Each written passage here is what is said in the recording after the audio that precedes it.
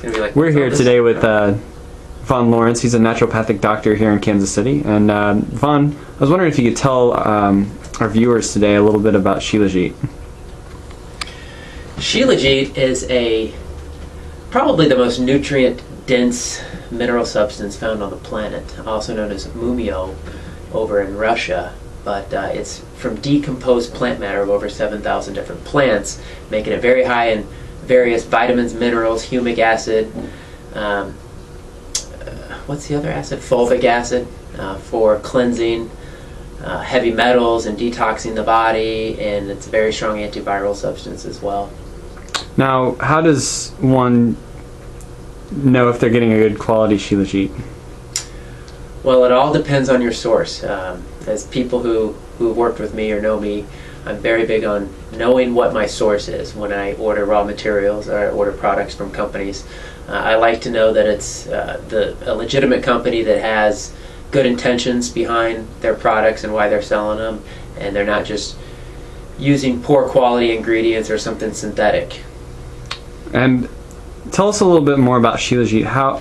What kind of benefits would a person receive from consuming this on a daily basis? Sure. Well, one of the biggest problems in America is demineralization. Just Americans do not get enough minerals, not only because we don't necessarily eat the right foods, but also because of most of the foods we eat are very nutrient void.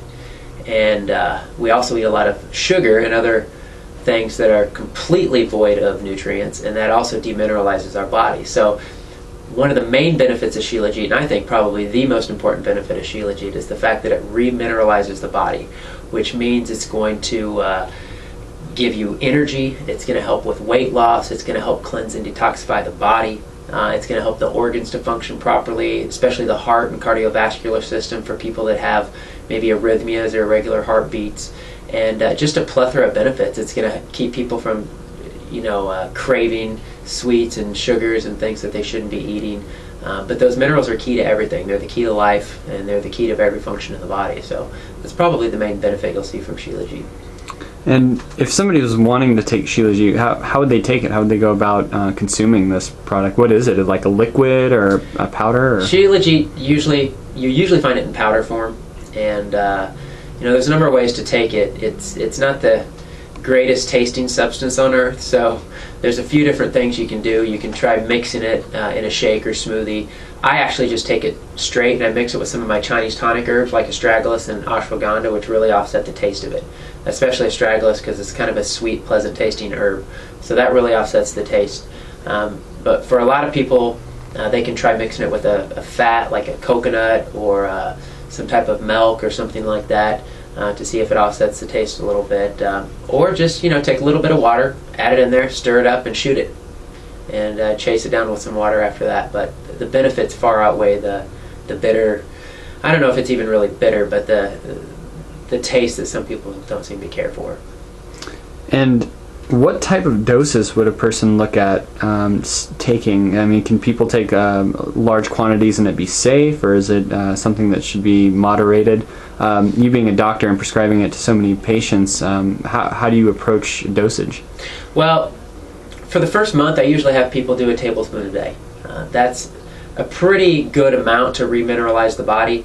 A lot of people will take certain herbs and maybe do a half a teaspoon, a small amount, do it in a cup of tea, do it once or twice a day. And although that can have an effect on the body and it can have a medicinal effect, it's not going to really work on building the body.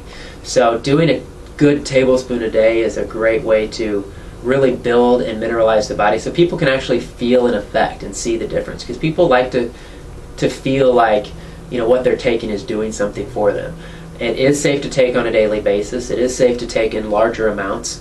It's something that a lot of athletes and the Russian astronauts actually took back in the 80s. And it's been prized over time. I mean, a lot of different cultures like the Chinese and the Russians would give it to their armies and give it to the elite people to build strength and to build stamina and build muscle and things of that nature. So it's something that's been tested throughout time and is very safe to take, and you can take large amounts as well. So it sounds like it has a lot of history on it. Going back to consuming Shilajit, because you mentioned it had kind of a nasty kind of taste. How can we make it fun? How can we make it something we can take on a daily basis? Can you mix it in with other herbs, mix it into smoothies? Can you put it in food? Or is it best to just take it with water on an empty stomach? You know, I haven't actually tried it in food, but that's a good idea. I think we need to try to find some more creative ways to take it. My dad, for example, he actually likes the taste. He's been a coffee drinker his whole life. He thinks it has kind of a similar taste to coffee, and for that reason he likes it. It's kind of got a burnt taste to it, if you can describe it that way. And so that's how he takes it. He just drinks it in a hot tea, and he enjoys it that way.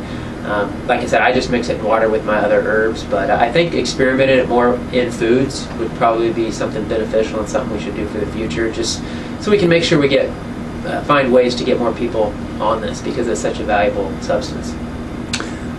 Well, you heard it first from Dr. Von Lawrence here in Kansas City. spiritofhealthkc.com is his website.